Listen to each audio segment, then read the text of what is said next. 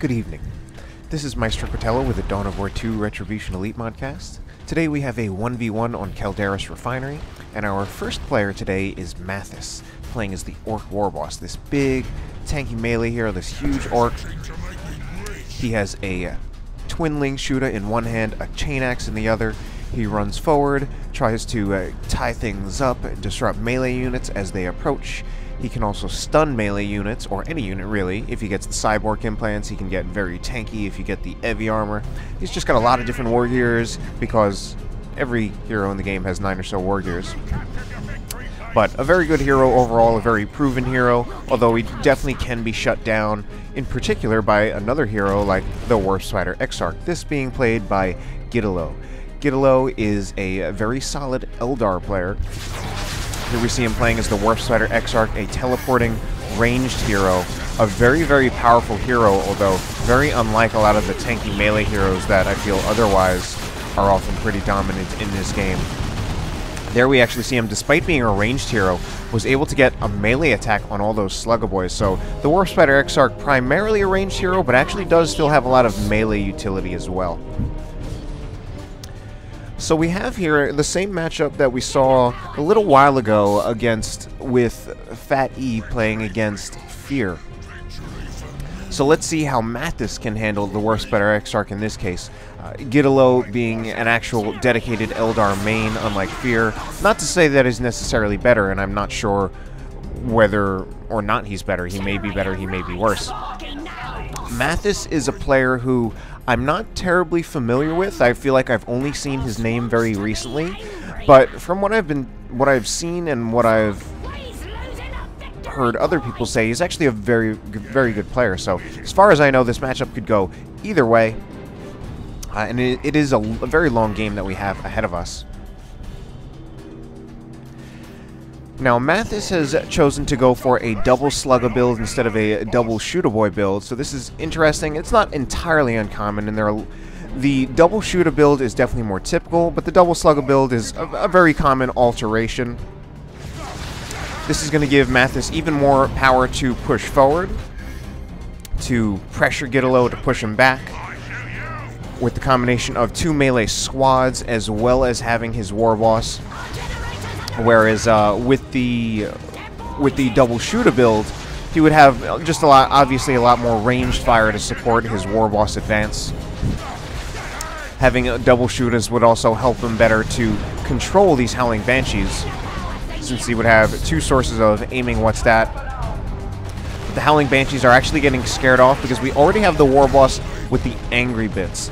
The Angry Bits is a war gear that definitely has a lot of utility. It gives the Warboss a charge, so that can serve a few different purposes. First of all, it can help the Warboss get in, just because it allows him to move a lot faster for a period of time.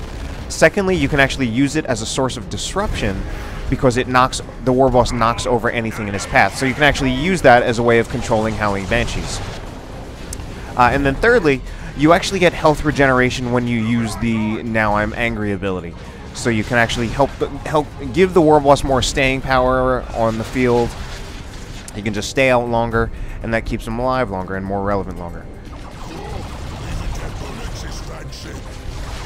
But the Warboss right here, since he was capturing, he was just going to be right in the suppression arc of that Guardian weapon team. But Mathis actually now using that Now I'm Angry ability to get the Warboss out of there. Normally the Warboss would have to walk out of that firing arc. By using the Now I'm Angry ability, he was able to walk out a little bit faster, even while under suppression.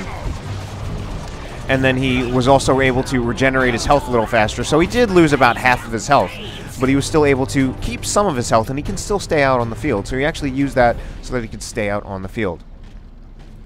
GiDDoLo has gone for a pretty traditional build of the Dire Avenger Howling Banshee into double shuriken cannons. This is definitely a build that has been used very commonly in retail. Setup team play is very common with Eldar, in part because, first of all, they have a setup team that does the most damage of any setup team, any suppression team, that is. Of course, the primary purpose of a suppression team is to suppress, which is a form of control, but as far as damage goes, the Shuriken Cannon is the best. So that's part of the reason why you get 2 of them. You can also, if melee units actually manage to flank or get around or jump the first Guardian Weapon team, you usually have the second Guardian Weapon team covering it. And we see that the first one is in the firing arc of the second one. So that's definitely a very traditional Eldar play, and it's something that if you are going to become an Eldar player, it is something you should learn. This practice of having 2 setup teams and putting the first one in the firing arc of the second one.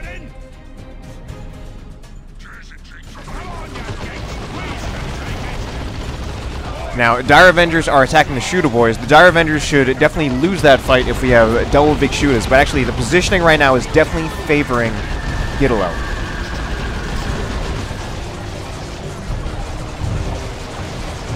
Yeah, the position of that was clearly favoring GiDDoLo with his range unit setting up right here, and then Mathis was walking into the Howling Banshees with Shooter Boys and only a single Slugger squad.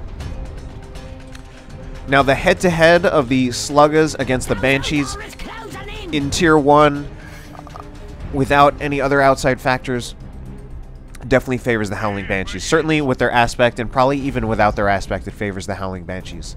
Now, these Sluggers, I believe, actually do slightly more damage, but the Howling Banshees have the higher melee skill, so they're almost guaranteed to get a special attack off in that engagement, which can almost result in a wipe on the Slugger Boys. And the Howling Banshees also, with their aspect, have a bit more health. Mathis, and this is one of the uses of that the Angry Bits Warrior, or the Now I'm Angry ability, is that he was able to charge in very quickly, and then he was able to disrupt the Guardian Weapon team. So he was able to breach the Guardian Weapon team with his Warboss. However, the Howling Banshees were still able to really just overrun the Slugger Boys and force off both the Sluggers and the Shooter Boys. Meanwhile, over here, I was wondering if GiDDoLo was trying to draw the Warboss into the firing arc of his other Guardian Weapon team, when he actually has his other Guardian Weapon team on capturing duty. Now, Mathis only went for 3 squads, and he didn't invest in them a whole lot. He got the big shooters, and he got 2 Wargears for his Warboss. Predictably enough, he got to Tier 2 very early, and certainly at least early. And he was able to get out a Death Tread, which is not a terribly uncommon play for the Warboss.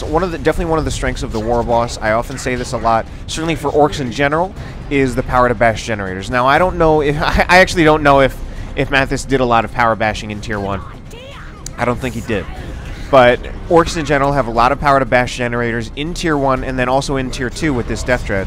And the Warboss, I believe, is also a hero who can often get away with shorter builds. And I think that's part of being tanky melee heroes. Tanky melee heroes seem to be able to do this. In general, the Warboss does, the Chaos Lord, at least those 2, and now I'm kind of generalizing it to tanky melee heroes in general. That they seem to be able to go with shorter builds, and consequently they can save resources by buying fewer units, fewer upgrades, getting to Tier 2 faster, rushing out a vehicle, and then usually capitalizing on that advantage, sometimes with a generator bash. Now, luckily for GiDDoLo, he wasn't that far behind. He was able to get to Tier 2. He made his first purchase, a Warp Spider squad. That gives them the Haywire, in addition to giving him a high DPS teleporting range squad.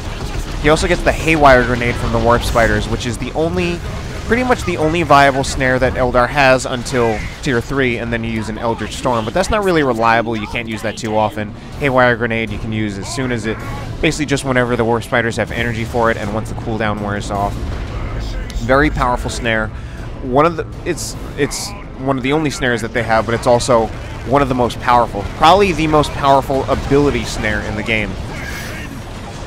Since you get it on a teleporting squad, and in addition to snaring, it also disables the weapons of the vehicle, which is very, very powerful. And we see that GiDDoLo has also already gotten a Bright Lance on his Guardian Weapon team, and he's actually able to shoot. I'm surprised line of sight is not blocked right here. However, I think, yeah, I was going to say there are definitely some things right here that are going to be able to either flank or get around to that Guardian Weapon team.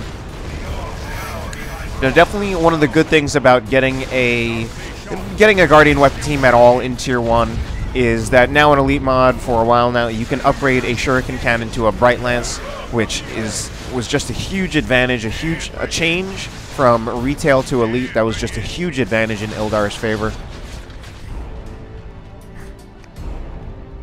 And it's also one of the great things about this, the double shuriken cannon play, which was already a very common play in retail, and it's now just a build that transitions extremely well into tier 2, better than probably most other builds, just because you get things that are already useful in tier 1 that are going to stay useful in tier 2, and then you can transition very easily into dealing with vehicles by upgrading to a Bright Lance on one of the shuriken platforms. You already have your Howling Banshees, which can serve as some light AV as well. And then GiDDoLo really only needs to get one unit in tier 2, one tier 2 unit, the Warp Spiders, to really complement the AV that he was able to get from his tier 1 units. And he really has pretty sufficient AV. And that's not to say that Mathis can't get around it, but overall, GiDDoLo, the AV that GiDDoLo has right now is pretty strong. Now, this Def Dread is still around, and of course there's that temporary advantage when a Def Dread comes out, and Def Dreads, because of how inexpensive they are, because of Orcs being good at bashing generators, and I think because of the Warboss being able to go with lighter builds, this Def Dread almost always comes out at a time when there's no AV out on the field. Now, Mathis has got a second tier 2 unit out. He's got a Weird Boy. Right now, it looks like no upgrades on this Weird Boy. And I was talking last time about how the Weird Boy can be a potential answer to the Warp Spiders, since the Weird Boy's basic attack can be very effective against the Warp Spiders. Even one hit against the Warp Spiders can be very, very effective. Even if the Warp Spiders dodge, the Weird Boy can just follow up with another shot. And the Warp Spiders can't endlessly dodge the Weird Boy. They can dodge one shot, and then the teleport's going to be on cooldown. Or the Weird Boy can also use Warp Vomit to stun the Warp Spiders, and that's either going to force a retreat, or it's going to leave the Warp Spiders extremely vulnerable. And Mathis actually managing to push forward quite intensely. We actually do now see an upgrade for the Weird Boy. He's got the Warpath upgrade. Increases his health by 25%, delays his death explosion, and also grants the Warpath ability. So the Warpath ability is an area of effect speed buff around the Weird Boy. It can be, I mean, definitely can be very, very useful with Orcs. Very good for capitalizing a lot on the Warboss's already existing strengths in terms of being able to, just being very aggressive. Here I think the Warboss is overextending himself, however. There are now double Warp Spiders because GiDDoLo did the call-in, and I think this is finally going to be the end of the Def Dread. Wow. Oh wait, it still somehow managed to go down. It looked like the Shuriken Cannon had been tied up, but that wasn't the case. And Mathis may actually get his Warboss out of there. That being said, he did lose, he lost the Def Dread. So I don't actually know entirely how much that was worth it. He was able to push forward, be very aggressive, but I don't know that he necessarily got anything out of that. I mean, just being forward and being aggressive by itself is not necessarily a good thing. And this was something that was definitely pointed out to me by Codex a while back when we were co-casting a tournament game where one player was pushing forward and being very aggressive, but he wasn't using that to take the map. He was suffering losses in the process, so it wasn't necessarily to his favor. And that's actually how I feel about the push that Mathis made. He was very aggressive, but I don't feel that he necessarily achieved that much in the push. Right now, he didn't take the map. Right now, it's GiDDoLo who has the map control pretty convincingly. And it was also Mathis who lost a unit. He lost the Def Dread. At worst, I think GiDDoLo may have bled some models, which generally happens anyway. The Warboss knocking over his own friendly Weird Boy does not care. But the Warboss right here, I don't know why he's not going forward anymore. Oh, I see right now. Now, GiDDoLo went for a different weapon upgrade compared to Fear that we saw in that game. He got the Entangling Web. Now, this is also an ability. This is a similar ability to the Heavy Gauge Death Spinner. This gives him a snare ability, very similar to Assail from the Inquisitor or Robes of Torment for the Chaos Sorcerer. It's an ability from the Entangling Web. Entangle, it just immobilizes a single infantry squad. And it only immobilizes one infantry squad. However, it does not have any kind of center mass like the Chains of Torment that can be shot down. It's a very powerful ability, and it can be used against the Warboss similar to how the Heavy Gauge Death Spinner is used. Compared to the Heavy Gauge Death Spinner, it's not as good against the Warboss, but it has more versatility against melee units overall, because it can be used very effectively against the Sluggaboys.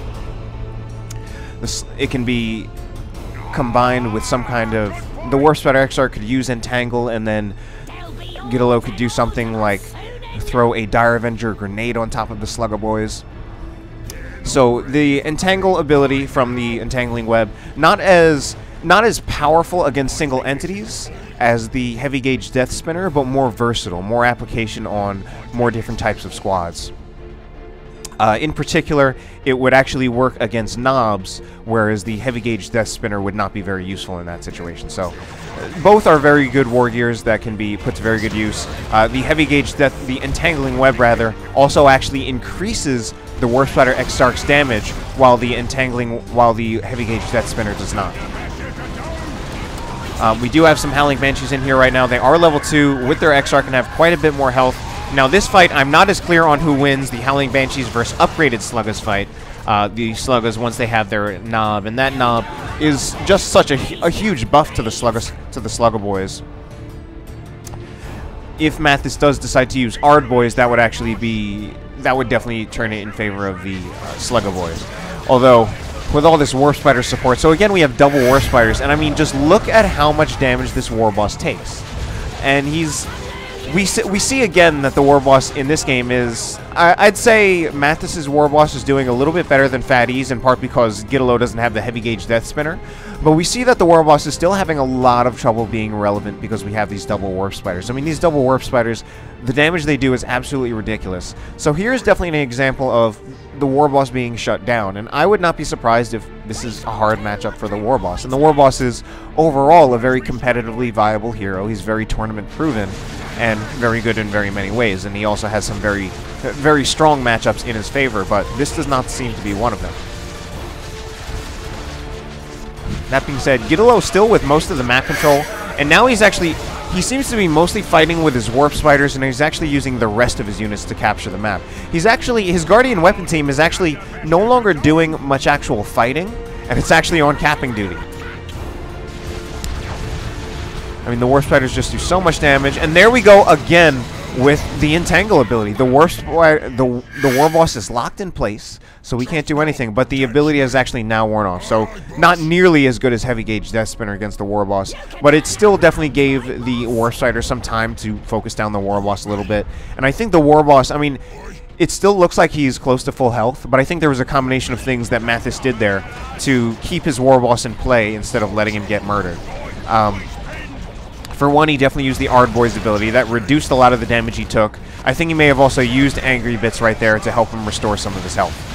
He also has the spiky armor. Wow, we have some very nice uses of Overdare from the Weird Boy. That's an ability not very commonly seen, and yet it's a very funny ability, and at the same time it can have some pretty powerful applications.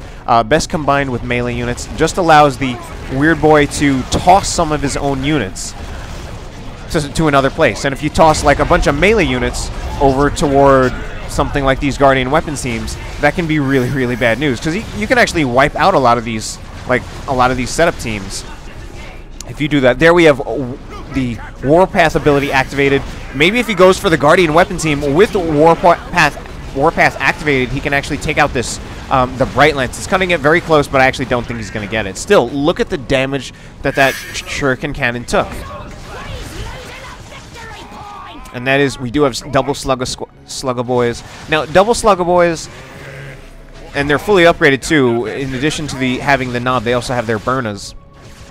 What's really, really good about these double Sluggas is it's a huge amount of damage. I mean, each one of these Sluggaboy squads, once they have all of their models, each one is doing over 200 DPS. Over 200 DPS. That's more than the Howling Banshees. And then there are 2 of them, so combined, they're doing a combined of about 450 DPS or so. And then with Use Your Choppas, it just becomes absolutely ridiculous. So there's a huge amount of retreat potential, a huge amount of power to be aggressive with a double slugger build, just a huge amount of damage, period. I mean, like, now we're going into different matchups, but I mean, if a Space Marine player called down Terminators, double slugger boys would be doing a huge amount of damage to Terminators. The Warboss has, of course, been upgraded to the Power Claw as well, just giving him some 95 DPS heavy melee, and he hasn't actually needed to use that on any kind of vehicle, but it's just a huge DPS boost in general. And now we're actually starting to see Tier 3 purchases from both of these players. Mathis now has a double cap, however, I feel he's been behind in map control for most of the game, and right now, although he has 2 of the VPs, he definitely does not have these side resources, and I feel like, well, he's still definitely managed to spend a lot in Tier 3 already. But I still feel like he might be kind of giving GiDDoLo a lot of extra resources. Although, to be fair, it's not like he's just giving it to him. GiDDoLo's been taking it. But we have both Flash Kits and Knobs out for Mathis. This looks really, really scary, combined with double sluggers already, especially with a Weird Boy can do Warp Vomit. I feel like that could very, very quickly turn each engagement into Mathis's favor, so we'll see how GiDDoLo handles that. Instead of going for a Warp Vomit, he goes immediately for the over dare to just fling all of his units over there. The Knobs don't seem to be moving, though, because they've been hit by Entangle. So we're seeing how powerful and effective that ability can be, although now the Warp Spider Exarch might just go down, and most likely will. In fact, he does. And wow, look at that Weird Boy shot against the Warp Spiders can be very effective, especially if GiDDoLo is blobbing them up. Now we have an Avatar out from Mathis, or rather from GiDDoLo. I think he needs to be a little bit careful, though. He just used Wailing Doom. Now he's going to use Wrath of Gain to disrupt the Knobs some more. Right now, these Knobs are not fully upgraded. I think they only have their Knob upgrade. I don't think they have either Meaner and Greener, or they obviously don't have their huge hammers.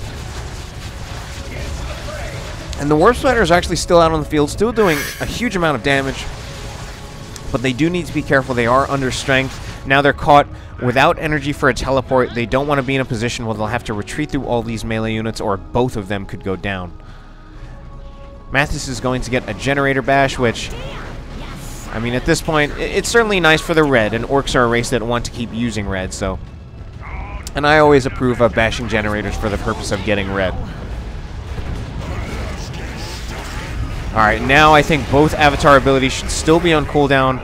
Knobs are now upgrading to the huge hammers. This is now going to be pretty dangerous for the Avatar, and I think he was able to do a Wailing Doom and was still able to catch those Knobs.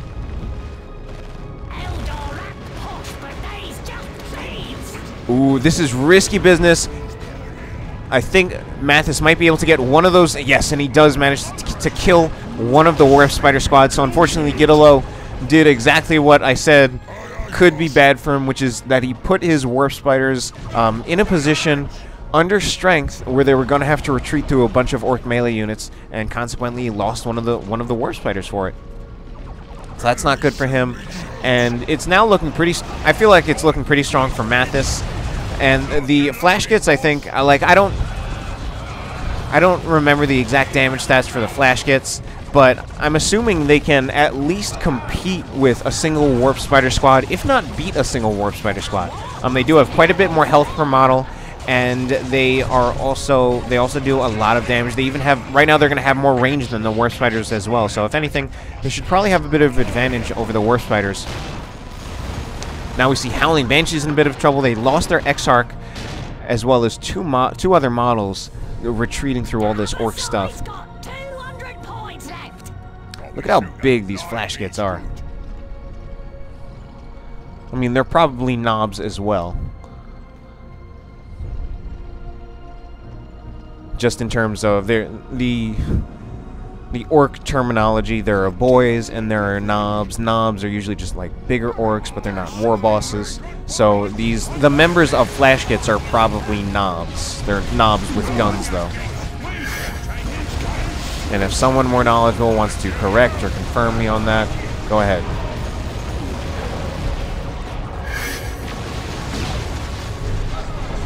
We now have a D-cannon out from GiDDoLo. I actually don't feel good about that D-cannon.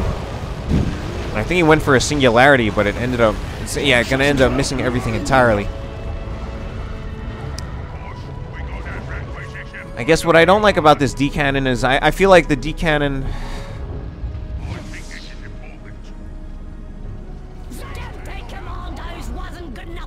like, I feel like he needs...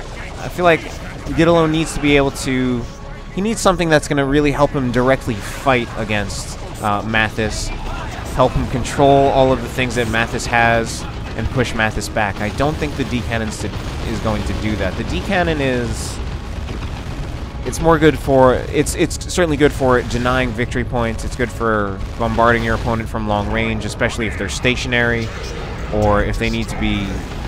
if they can't just rush ahead. I mean, I feel like Mathis is just going to rush ahead past a lot of the effectiveness of the D-cannon. We saw how he just ran past the singularity. And I don't think Mathis is going to stay too stationary for very long.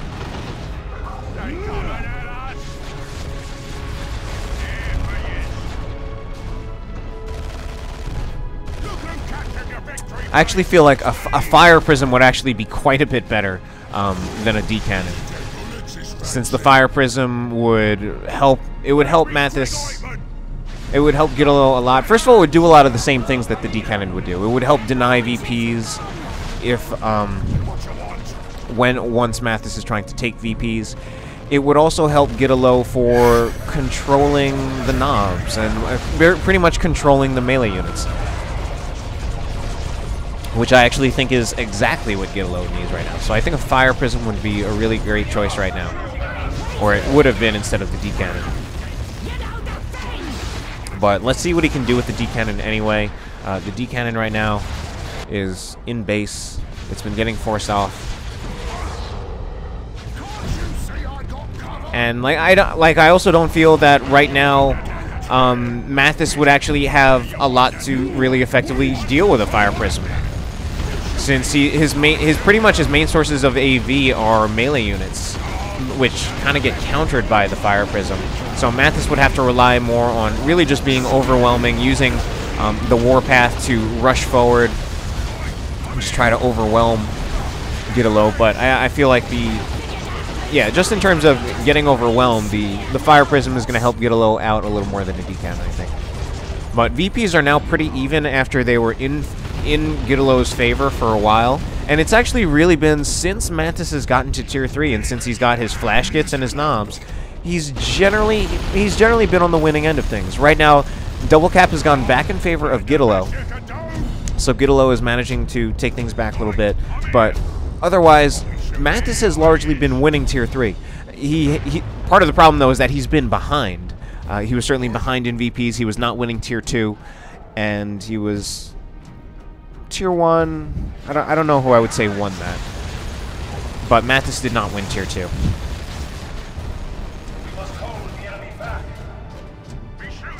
Warboss just being kind of stationary right now. Now, the Avatar is certainly going to be doing very well to deny capture points. And that's actually very good. Just positioning the Avatar right there near the contested VP. That is going to be very dangerous for anything that tries to capture this middle VP, because it probably will get disrupted by the Avatar. And this is actually going to be the end of this Slugger Squad. Probably, or it might be at the end of the Howling Banshees. Might actually be the end of the Banshees. Now we have a Singularity. Oh no, an Eldritch Storm on top of all that suppressed stuff. And actually doesn't do a whole lot. Well, you know what? I take that back. I was going to say it didn't do a whole lot. It didn't do much in terms of forcing things off. No. Man, I got it completely mixed up. It didn't do much in terms of killing things. It certainly killed some models, but not any squads. But it did a lot in terms of forcing off most of Mathis's units. and that means that he doesn't have field presence and is not going to be able to as easily capture a point at a time when that's what he really, really needs to do. And that could actually turn the game back in GiDDoLo's favor. And I mean, he's already taking it back in his favor. He's got the double cap now, and now we just have Knobs attacking the Avatar.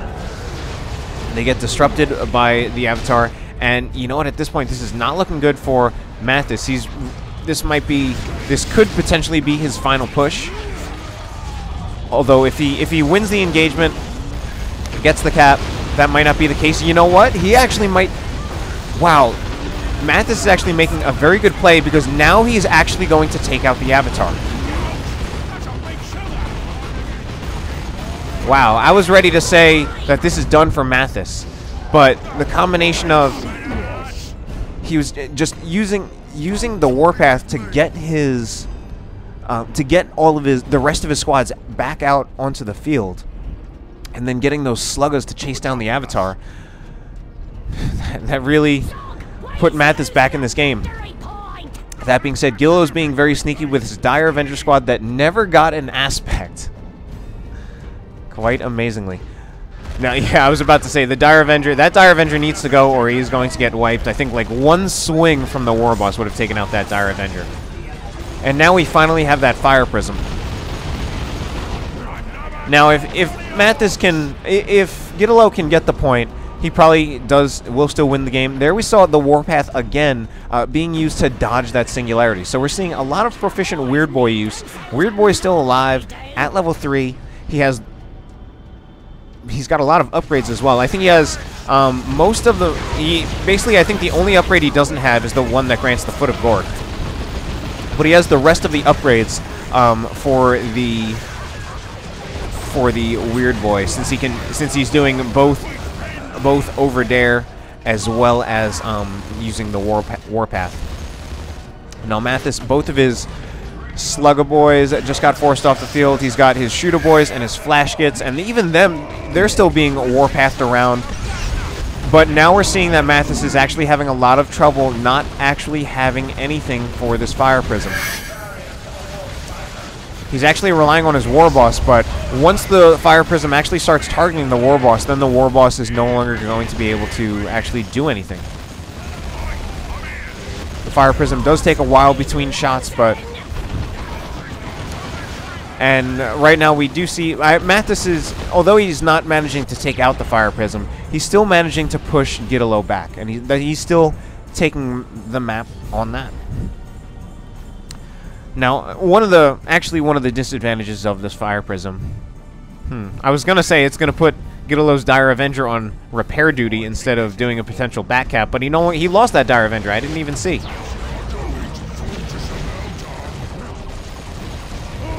Oh, you know what? That's a smart play.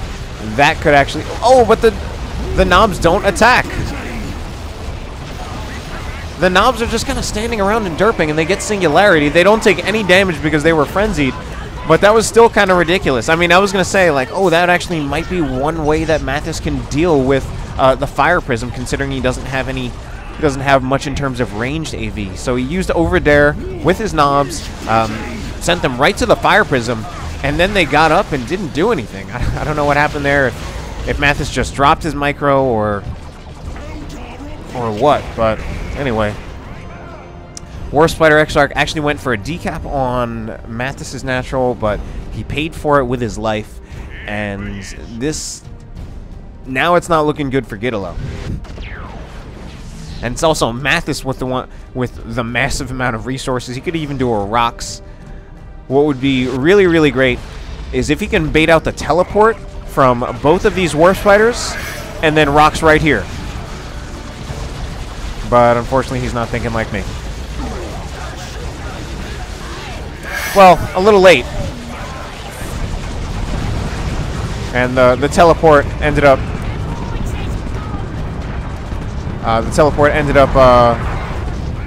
actually went off cooldown. And this, you know, I mean, actually, if he did what I said, that actually could have really been the end of things for GiDDoLo. Wow, wow, wow! A rear armor hit on that Fire Prism actually takes it out from the Warboss, doing something like probably over 200 damage with that hit. And this game is still going. Although I feel like that Rox could have... A quicker Rox could have ended it in favor of Mathis, I think. Because I think that would have been both Warp Spiders off the field,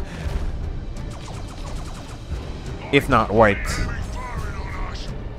But GiDDoLo still playing this game. Certainly a very good player. And the Autarch right here is going to die going for the cap, or she's going to just get off the cap. But now it's a single cap for GiDDoLo. 45, he's got 45 VPs. Mathis, it's counting down in the 20s, and he doesn't have a point yet. And actually, wow, we have a lot of dead Warp Spiders. One of them even lost their Exarch.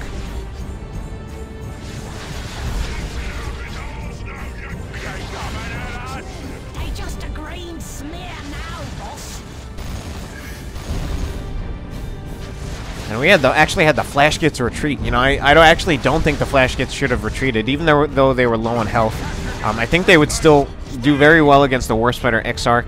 And right now, it's actually more important to stay on the field and make sure you keep the points rather than trying to save your squads. When it's down to this many VPs, 2-1 in Mathis's favor, and GiDDoLo is going to go for the point.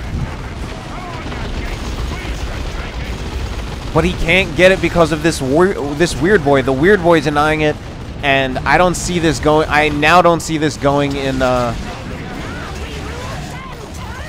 GiDDoLo's favor. Can he prove me wrong again? Can these players prove me wrong? He evens it out, but I think he lost his Warp Spider Exarch in the process. So he managed to even it out. Just lost the setup team, and yeah, that's actually now going to be it. But a valiant effort by GiDDoLo. This was... I mean, the game's going to end. This was an absolutely incredible 1v1 game. So much back and forth, so many times in the past 100 VPs when it looked like it might be over, and both of these players just stayed in. And wow, and GiDDoLo is complaining about orcs being imbalanced. Or unbalanced. Whatever. Anyway, hope you enjoyed the cast. Have a good night.